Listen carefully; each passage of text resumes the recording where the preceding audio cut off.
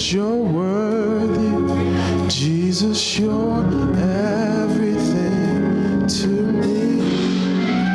I lift my hands to you because you're worthy. Jesus, you're everything. I dare you to sing that in your cubicle this week. I lift my hands to you because you're worthy. When you're stressed out, Jesus, you're everything. When your coworkers get on your nerves, I lift my hands to you because you're worthy. When someone pisses you off, Jesus, you're everything. When you want to lose your mind, I lift my hands to you because you're. When you want to throw hands, Jesus, you're everything. When someone can catch these hands, I lift my hand. I wish I had somebody. Because you're worthy, Jesus, you're everything to me.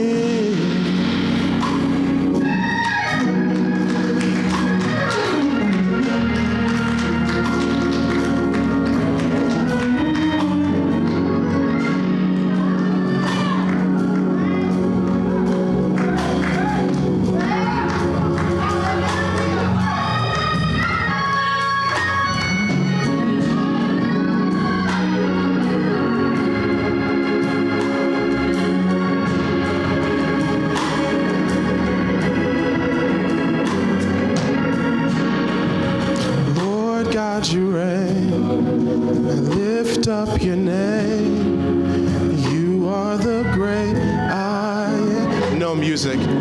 My God, you reign. My God, I call on your name. Call on.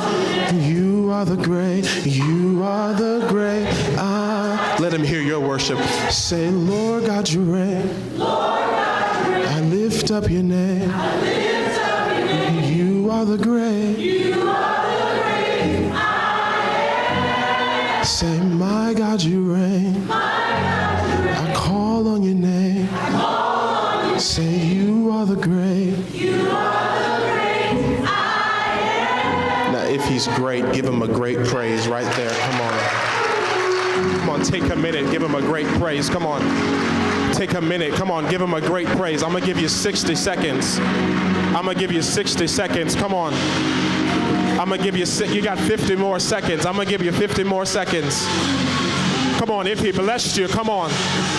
You got 45 more seconds. I'm going to give you 40 more seconds. Come on. Come on, if he woke you up this morning, come on. You got 30 more seconds. I'm going to give you 35 more seconds. If he gave you health and strength, if he paid your bills, if he sustained your body, come on, you got 30 more seconds. Clap your hands, oh, ye people. You got 25 more seconds if he sustained you. If he paid your bills, if he gave you health and strength, you got 25 more seconds.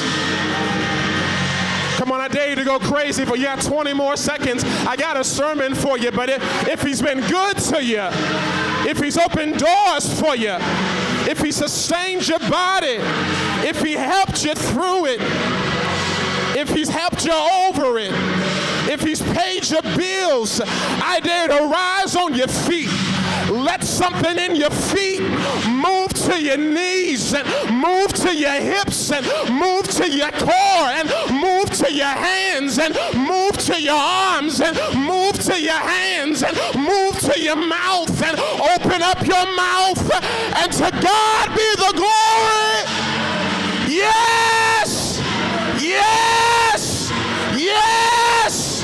Yes! Yeah!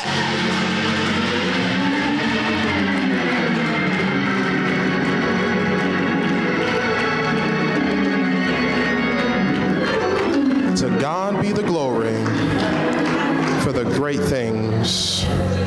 John chapter 10. If you have your Bibles, John chapter 10. I was waiting for that, JR. I was wondering what took you so long. I was waiting for you, man. I was waiting for you, Too late now, man. We're going to catch me. You can catch. I was waiting for you, man. John chapter 10. You remember the story where we're at now. Jesus Jesus, remember Jesus' day, Jesus healed a man born blind. He told the Pharisees that this blindness from last week is a representation of the blindness of their spiritual blindness. And because of that, Jesus has told them, he said, let me work on your senses. So first of all, he tells them last week, he says, I'm the gate for the sheep. And anyone to open the gate will come into any place, and he'll lead them to a life of abundance. And if you come through me, I'll lead you to abundant living. So he says, get the picture of the story of where Jesus is. He's standing on the outside of the temple, the business of the tabernacle. So maybe Jesus was standing by the court of women. Maybe he was walking by the money changers. Maybe he's by the place of sacrifice. Maybe he's by the bull. Maybe Jesus is walking by all these places, and he's walking in this place where people are worshiping. We're not worshiping, but they're calling on the people. Jesus, they're engaging with one another. And as the midst of all the busyness of life, in the midst of the busyness of what it means to worship, Jesus, he begins to have these conversations with the people. And Jesus calls out, the Pharisees are coming out of the inner chambers of where they were. And Jesus calls out and says, I'm the gate for the sheep. And if you hear my voice in the pen, you'll follow me. And then Jesus says, now, when you hear my voice, not only will you hear me and then you'll come out of the gate, but then I'll lead you after you come out of the gate. And Jesus says, when you come out, I'll be your shepherd. But what's amazing about this text is Jesus says, I'm not a normal shepherd. I'm not a regular shepherd. I'm not an average shepherd. But what Jesus tells us in John chapter 10 today, he says, I am the good shepherd. He says, I'm not just going to lead you, but I'll protect you, I'll give you peace, and I'll grab hold of your future. It's a beautiful picture that Jesus isn't just the good shepherd, but I want you to see here in the tabernacle, but he'll lead you even after you get out of the tabernacle. I had this image I was trying to paint here today. I couldn't figure out how exactly I was going to do it, but Deacon Matt, it's amazing a picture that Jesus paints for this text. I want you to see this today as we get to our text. Jesus says, listen, I am your shepherd when you get out of the tabernacle. And I want you to think about, Jesus says, I am your shepherd in pastures and pastures. So I want you to think about pastures. Pastures are not clean places. Pastures are dirty places. Pastures are filthy places. Pastures are places where sheep go. Pastures are places that are nasty. Pastures are places that are filthy. Pastures are places where sheep let their stuff fly out. Pastures are places they walk, they have to eat, they graze, they sleep. It's in the elements. Pastures are places where wolves come in. Pastures are dirty, filthy, nasty places. Pastures aren't churches. Pastures aren't places where we look nice. Pastures aren't beautiful places that we make sure are clean, everybody comes into. Pastures, are dirty, filthy, nasty places. Pastures are places you like to cuss. Pastures are places you like to drink. Pastures are places you don't want people to come to. Pastures are places you invite sin into. Pastures are places, like your living room. Pastures are places like your bedroom. Pastures are places where you got that one Bible that's kind of dusty that you don't want to look at unless you're going through something. Pastures are places that you like to drink in. Pastures are places you like to cuss in. Pastures are places that you bring your insecurities, your anxieties to. Pastures are places that we don't like Jesus to really come to, because we don't like Jesus really to come to my living room. I don't like Jesus to come to my bedroom, because my bedroom is my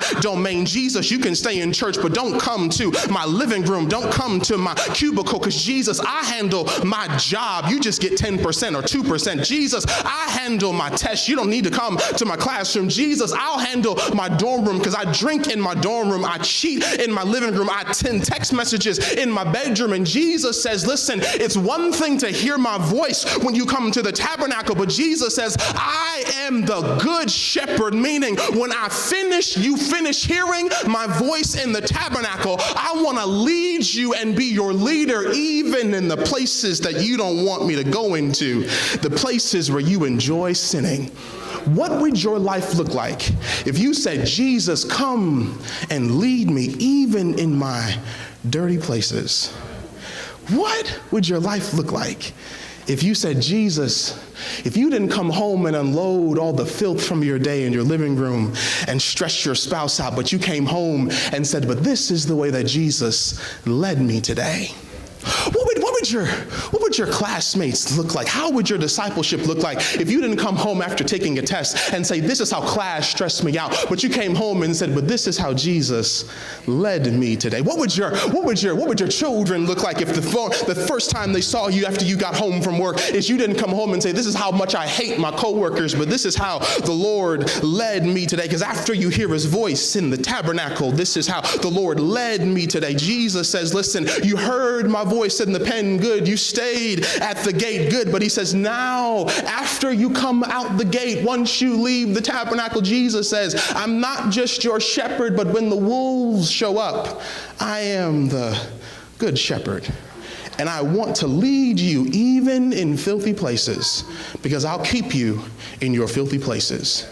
And that's the story in John chapter 10. You have your Bibles, turn with me to John chapter 10, beginning at verse number 11. I'll lead you even in your living room, in your dorm room, even in the bar too. John chapter 10, verse number 11. Look at what Jesus says to the people. He's sitting in the middle of the outer courts of the tabernacle, and he says this, I am the good shepherd. The good shepherd lays his life down for the sheep. The hired hand is not the shepherd that does not own the sheep. When he sees the wolf coming, he abandons the sheep and runs away. Then the wolf attacks the flock and scatters it. The man runs away because he is a hired hand and cares nothing for the sheep. I am the good shepherd. My sheep know me, and I know my sheep, and my sheep know me, just as the Father knows me and I know my Father. I lay my life down. I lay down my life for the sheep.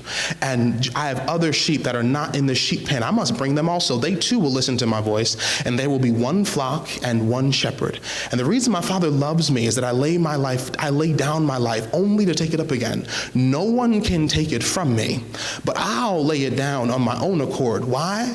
I have authority to lay it down and authority to take it up again. Why? Because this command, the Greek there is this covenant I received from the Father. In essence, we have a promise that if I lay my life down, I can pick it back up again. I'm the good shepherd. So here's the story. Let's observe this text, interpret it, and apply it. Notice a few things in the text. Jesus says he's a shepherd, but he's also the good shepherd. It's an interesting way for Jesus to describe himself. The word good in this story is what separates this Jesus from any other shepherd. For Christians, we've used the cross so often to describe Christianity as a symbol of what it means to be Christians. But at the time, what it meant to be saved, really, this cross would not have been used. So the cross was a symbol of death at this time. So for Christians at the time to identify themselves as Christ followers, it was the picture of a shepherd, this image of someone leaving the 99 to go get the one. It would have been a picture of a man or someone carrying a lamb or a sheep on their shoulders, going for the 99 to get the one. So Jesus brings out this image of what it means to be a humble leader. So for those who are believers in the Messiah in this space, for Jesus to bring out this image of belief in him, he's literally bringing out this image of being a shepherd, a humble leader. For him to say, I am the best shepherd, the good shepherd, really, they sat there and said, well, this person, this Jesus, there's something different about him. So not only is he the light, not only is he the bread of life, not only is he the gate, but now he's saying he's separating himself from all of these other shepherds. So therefore, for those who rejected Jesus, the Pharisees, this just made them even more upset. Because not only is he rejecting the titles they're trying to give him of rabbi and the titles they're trying to give him of his history, now he's rejecting any situation of power that they have by saying he is a shepherd that's better than any other shepherd. Because let me tell you something, if you ever want to frustrate insecure people in the world, deny yourself the titles they've given themselves by holding on to the titles that Jesus has already given you. I'm already talking. See, one of the things that we haven't done well enough in church is fight through what it means to have titles in the world because we haven't held on to the titles that Jesus has already given us. See, the world wants to give us so many different names. The world wants to define you by where you work and what you own and how much you make and what you do and what color you are and who you know and where you live and how long you've worked there, that we equate our value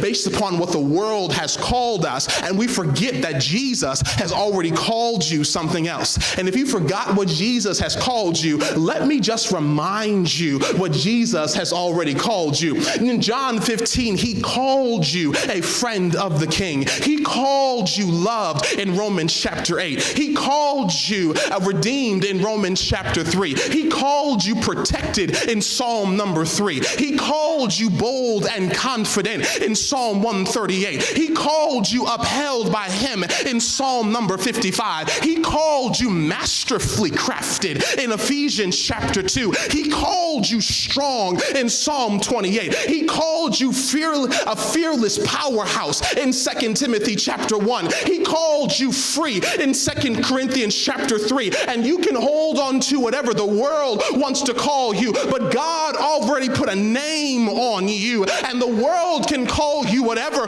the world wants to call you. But baby, I already know what the Father already called me, and you can put a name on me, but I know what God already called me. Am I talking to anybody up in the, you can call me fat if you want to, but I know what my Father called me. You can call me ugly if you want to, but I know what my Father called me. You can call me broke if you want to, but I know what my Father called me. You can call me down if you want to, but I know what my Father called me. You can call me out if you want to, but I know what my Father called me. And Jesus makes them so frustrated because he refuses to take a hold of the titles that they want to give him by saying, no, my Father did not call me to call myself those titles. My Father called me to be a good shepherd. He says, I'm not taking hold of the titles you want me to hold on to, because if you ever want to make the world upset, live into the names that God has given you and not the names the world has called you. And so Jesus has frustrated the Pharisees because he's lived into the reality of what the Father has put on him. And Jesus has found the reason for his own existence, because nothing is scarier than a person who has found their own excuse to live. God, there's nothing scarier than a person who's found an excuse to wake up. A person who doesn't need to get up because they're already woke up. I wish y'all. A person who doesn't need to be forced up, but a person who's found already woke up. A person who doesn't need a job to give them value, but when they go to work, they value their job. A person who doesn't need a relationship to give them value, but who defines their relationship. And God is looking for people in this season who don't need other people to give them value, but who give value to the stuff they walk into. That when I walk into places, I give value to what I walk into, that I have an excuse to live. And that's why Jesus said in Matthew chapter 10 that if you acknowledge me before others, I'll acknowledge you before the Father. But if you disown me before others, I'll disown you before the Father. And I wonder if I got somebody in the building who can say, you know what, God, I got an excuse to live. I'll find a reason to study my Bible at work. I'll find a reason to keep on fasting. I'll find a reason to keep on reading my Bible. I'll find a reason to keep on praying. And if you like it, keep on joining me. And if you don't like it, because when I get to heaven, you ain't got to join me. I'll praise him all by myself, because I'm going to praise God, because God has been too good for me to be silent, and I'll do it by myself. Jesus says, I'll lean into vision, I'll lean into my purpose, I'll lean into opportunity, I'll lean into grace, because I'll testify for God the Father I'll live, and for God the Father I'll die. And it's with this tenacity that Jesus stands on the outskirts of the temple. He says, I am the gate and I'm the good shepherd. Now, what makes this so amazing is that there were other shepherds in the outer courts. And before Jesus, as Jesus says this, he comforts, he corrects, and condemns any wicked shepherd by making himself stand out by saying, I am the good shepherd. And he corrects and condemns, watch this, by giving definition to himself. God, because whenever you define you take away the language others may use that they'll use to try and define you, God. Because when you define you, you give language to others on how to define you, God. No, this is who I am. And if you want to define me, use this language to define me. You don't have to make assumptions about me when I tell you how to talk about me, God. See, you don't have to think deeply about me when I can tell you who I am. See, what would your life look like if you owned all of who you are? No. That was me in that picture in 1982. I wish y'all. No, that was me in that video in 1963. No. That that was me smoking that weed. I wish y'all talked to me. No, that was me when I wrote that paper. I wish y'all talked to me. That was me on stage twerking. I wish y'all talked to me. That was me in that video. And you know what? And the same God that was with me in 1963 is the same God that loves me right now. I wish y'all talked to me. The same God that was with me drinking Crown Royal is the same God. I wish y'all that's with me right now. The same God that was with me in 1984 is this. I wish I had somebody. It's the same God that's with me right now. And you can hate it if you want to, but God loved me back then, and he loves me right now. He was with me back then, and he's with me right now. He was on me back then, and am I talking to anybody up in this building? You ain't got to talk about my past. Baby, I'll tell you, I am who I am, and the same God that loved me then is the same God that loved me now, and you don't have to talk about it. I'll define it for you, because God loved me then, and he still loves me right now. Jesus says, let me clear this all up. I am me. I'm the good shepherd. So let me bless you with this text. So the word Jesus uses, he says, so I'm not an average shepherd. Let me define this clearly. I am the good shepherd. Deacon Metz, this blessed my whole life this week. Courtney can tell you, this text blessed me because Jesus uses the Greek word in this text. He says, I am the kalos shepherd. I'm the kalos shepherd. I'm the kalos shepherd. The Greek word kalos there, he says, I am the valuable shepherd. The valuable shepherd. That blessed me because what it says then, I am the only shepherd, watch this, that anything that's connected to me, I give value to. God, y'all, that should have shouted about 18 of y'all. That just because, God, you listen to my voice, God, you get value just because you follow after me, God. That I'm talking to some folk in the building, God. You think God doesn't care about you, but Jesus says, just because I give you access to my voice, God, you get value just because you're connected to me, God. Just because you know me, God. Just because I woke you up this morning, you get value because you're connected, and you think I don't care about you, and you think I don't love you, and you think I don't care about what your life looks like just because you're connected to me. That should have made somebody run around the church. That the reason, the power that you woke up this morning means that you still have value because you follow behind the kalos shepherd. But that wasn't the revelation, because he says you follow behind the kalos shepherd. So I kept reading, Deacon Metz, and the Greek Septuagint of this text. This is not the first time we see this. The Greek Septuagint is the Greek translation of the Hebrew Old Testament, and the Hebrew Old Testament, this is not the first time we see God use the word kalos. The word kalos was used in Genesis chapter 1.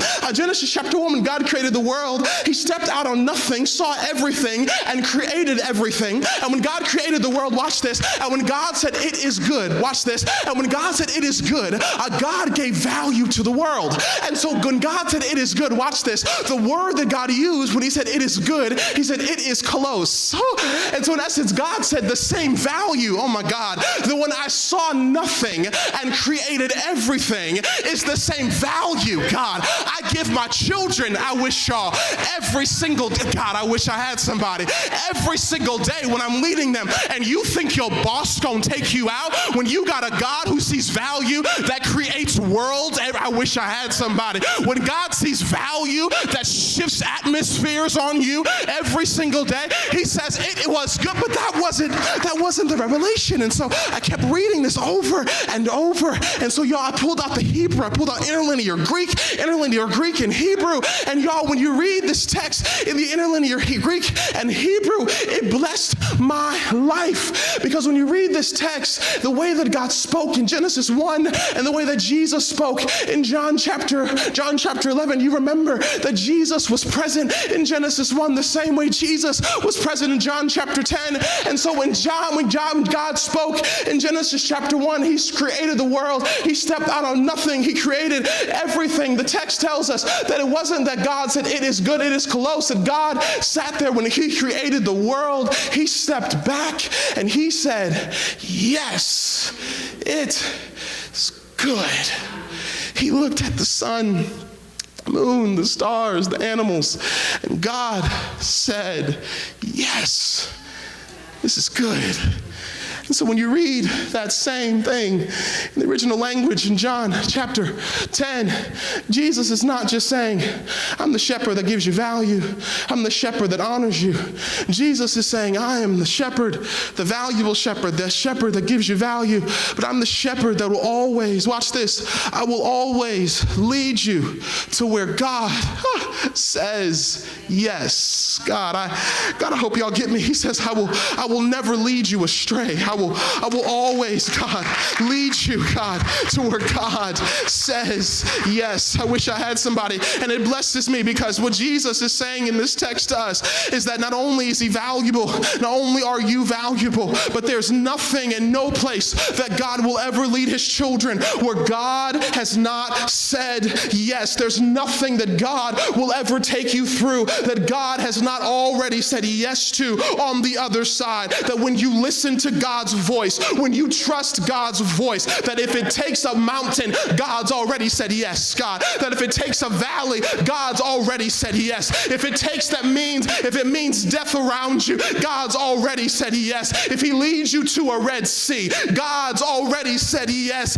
If he tells you to take your son up a mountain, God's already said yes. If it means you've lost a job, God's already said yes. If it means you got to stay single, God's already said yes. That God will only lead you to places where God has already said yes. And now David makes sense to me in Psalm 23 where he said, the Lord is my shepherd, I'll lack nothing. He'll make me lie down in green pastures. He'll lead me beside still waters. He'll restore my soul. He'll lead me in paths of righteousness for his name's sake. Yea, though I walk through the valley of the shadow of death, I'll fear no evil, for you are with me. Your rod and your staff, they comfort me. You prepare a table before me in the very presence of my enemy. You've already anointed my head with oil because you've said yes.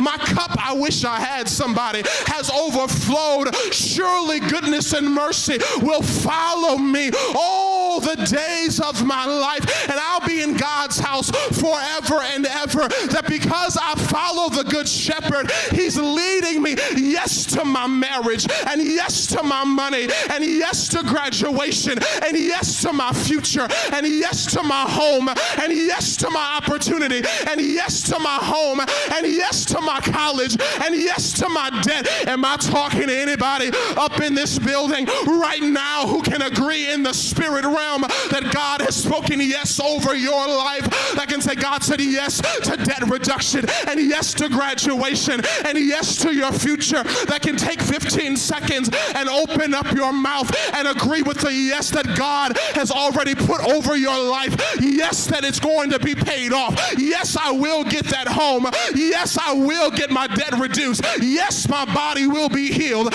Yes, I will get that home. Yes, my car will be paid off, because it is no secret what my God can do, because he's already said yes. He is the good shepherd, a shepherd that will always lead you to yes. So that's the shouting part. Now here's the challenge of the text, and I'm done. Jesus says, I will always lead you to yes. Now, that's me, Jesus. Jesus says, but there are these other shepherds in the text that don't want you to go to yes. There are these other hired shepherds out there who don't. Matter of fact, Jesus says that if wolves show up, they gonna run, because they're so consumed in making you do not just what's best for them, but not what's best for you. Matter of fact, that if anything comes that threatens their safety, they gonna dip. Because the wolves will come and attack the sheep, and they'll try to get you, because the wolves come. Here's what wolves are. Wolves are anything that will get you to take your eyes off the shepherd. And look what Jesus says. Here's what shouts me about Jesus. Because Jesus says, well, here's what makes me different. When the wolves come to my pen, Jesus says, listen, I, Jesus, have not given you sheep the authority to fight the wolves. As a matter of fact, I have not even given you the ability to even look at the wolves. Because the wolves' purpose is to get you distracted. Because so if they do come, because I just want you to stay focused on me, me and the Father already made a promise, God, that if and when, not if, but when the wolves come, here's what I'll do, sheep. Don't you, God, even look at the wolves. Don't you even get consumed with the wolves. Don't you even pray about the wolves, God. Don't you even start a fast consumed with the wolves. God, I hope y'all hear me. Don't you even start getting on your knees to pray about the wolves. Don't you sit there and get distracted about, here's what I'll tell you what to do with the wolves, sheep. Let the wolves come in, and I'll let the wolves kill me. Because me and the Father made a promise, God, that I'll let the wolves kill me. Because I and the Father made a promise that I'll let the wolves kill me, because if they kill me, I'll lay my life down, because no man can take my life, God. Because I'll lay my life down, so you can keep focused on moving forward, God. So nothing can take you from the promises I put on you, because I've spoken promises on you that nothing can stop you from it. So I'll let the wolves kill me. If you get nothing from this sermon, I want you to know that God loves you so ridiculously, incredibly much, that the love of Jesus is so strong that he'll let the things that are against you attack him, destroy him, brutalize him, take him out, so that nothing can destroy the promises on him. And if you don't believe me, Paul put it like this in 2 Corinthians chapter 4, for you are a treasure in earthen clay, that you are pressed on every side. But watch this, you are crushed and perplexed, but not destroyed. You are persecuted, but not abandoned, God. You are struck down, but not destroyed. We carry around the death of Jesus, but we have the life of Jesus on the inside. For we are always being handed over for persecution, but we have life being revealed because Jesus went to Calvary to save a wretch just like me. That's love. They hung him high. They stretched him wide. That's love. They put him down in a borrowed tomb. That's love. But he got up, so never take your eyes off the prize, because he died that you might get your life. Come on, look at somebody, say, get your life, get your life, get your life. Oh, come on, look at somebody else, say, get your life, get your life. Stop focusing on wolves and get your life. Jesus didn't come so that wolves could kill you. He exists so that you could have life. So here's what Jesus is giving you life for. Be good sheep. That's it. Be focused sheep. Sheep that rest and sheep that trust that God has it all under control. The issue that we have is that we give way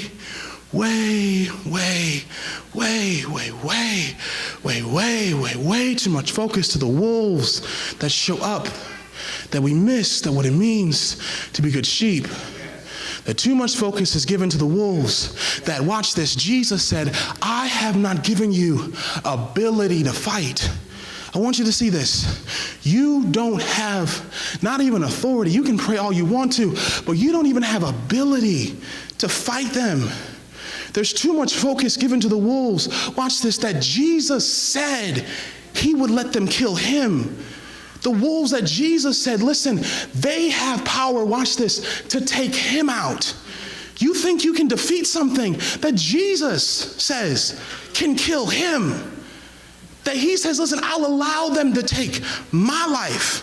My Father and I made a promise. They'll kill me so I can pick myself back up. So stop focusing on stuff that Jesus said can kill his body.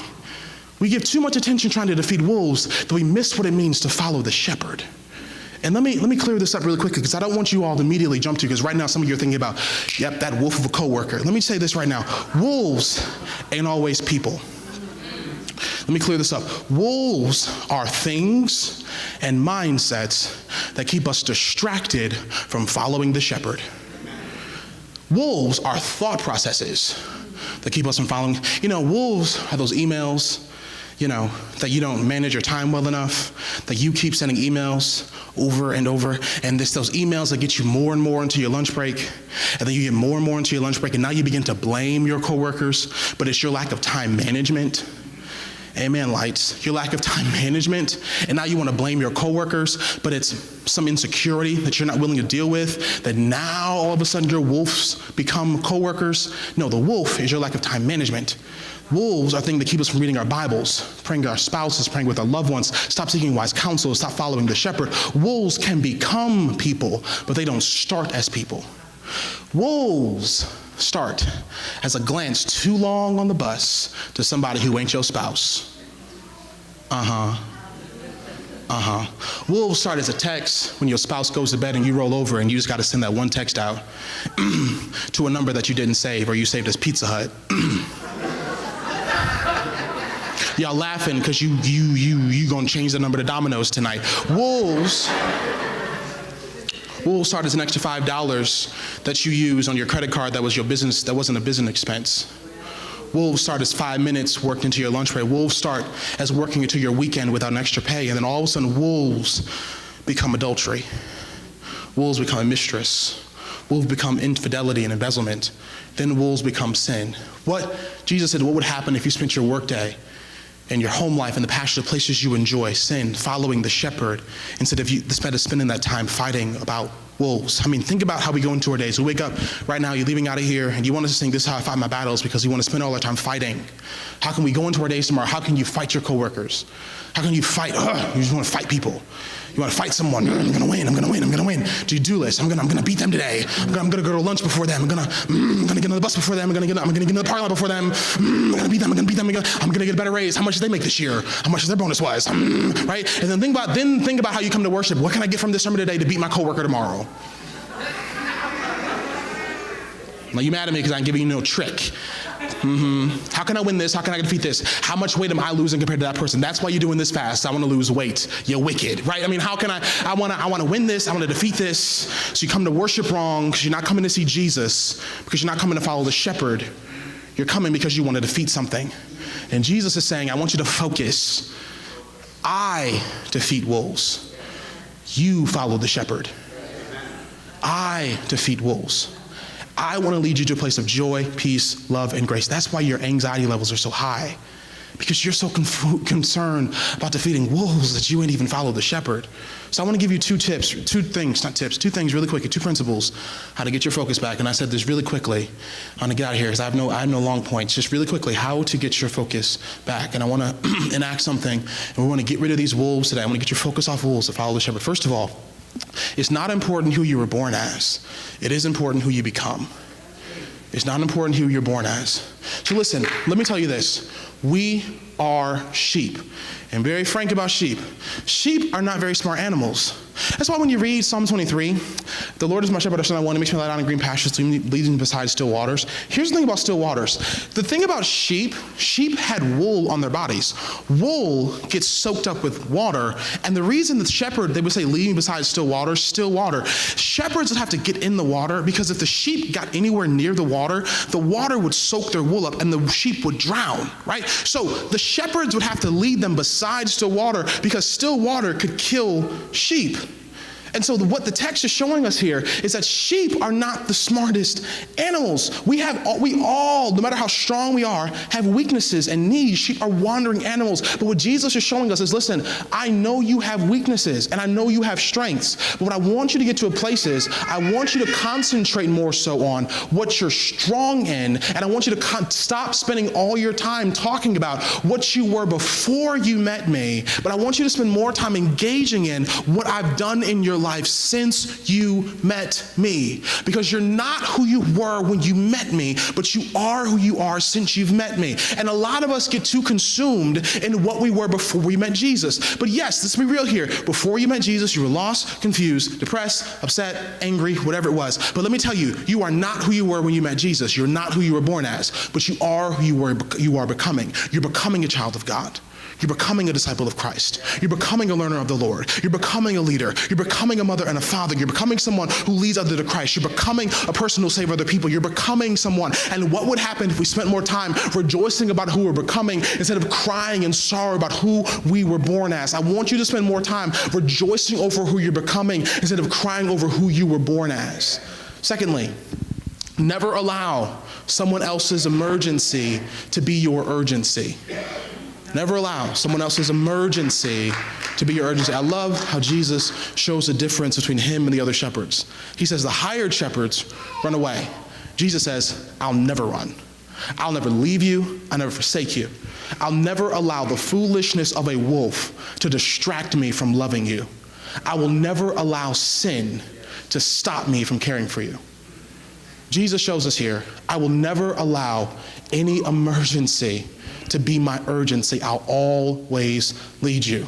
Let me tell you, your life is too valuable and important to allow any other emergency around you that is not your emergency to be your urgency. So let me give you something my pastor gave me a long time ago. I'm going to give you this. I'm going to bless you with this. No is a complete sentence. I'm going to say this again. No is a complete sentence. And be relentless with your no's. Can you come over? No. Can you do this for me? No. Can you write this? No. Can you do this for me? No. Can you? No, I can't. No. Can no. No. No. No. Can no. No. No. I can't. Can you? No. Can you proof this? No. Can you? No. Can you? No. I can't. Why? Why? Because I'm taking time for me. Let me tell you what Solomon said in Proverbs chapter 4. Proverbs chapter 4. Solomon said this in Proverbs chapter 4. He said, more than anything, protect your peace. No. What are you doing? I'm watching TV. Why? Because I said no. Period. Your emergency is not my urgency. Period. Your emergency. And what Jesus shows us here, he cares about us so much that any other emergency is not that urgency. And he teaches us. So let me ask you these questions. What gets your free time throughout the week? What gets your urgency? What gets your last second time? Now, it's one thing with work. Work is one thing. And let me tell you right now, do not get fired and come back to me. Pastor, I got fired. No, I'm sorry. We got benevolence called Deacon Price. I'm sorry.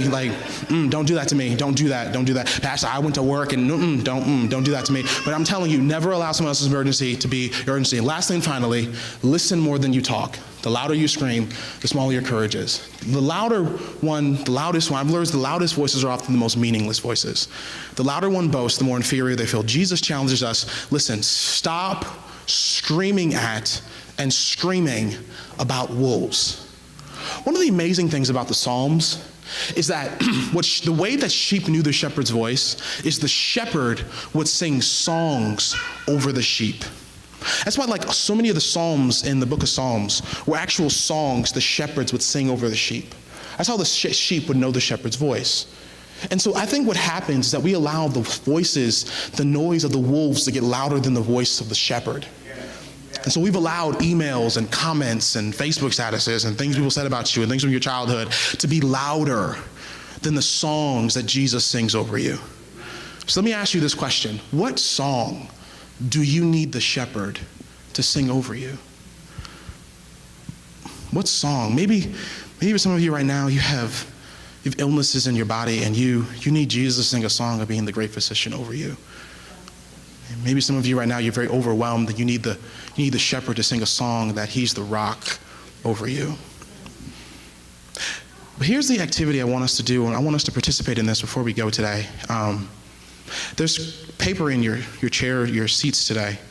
One of the things I want us to do is what happens in our lives is I think we spend so much time and we never confront or deal with or acknowledge, you know what, Pastor Justin, as much as I want Jesus to sing a song over me, I need to acknowledge that I've given more time to the wolf that's around me.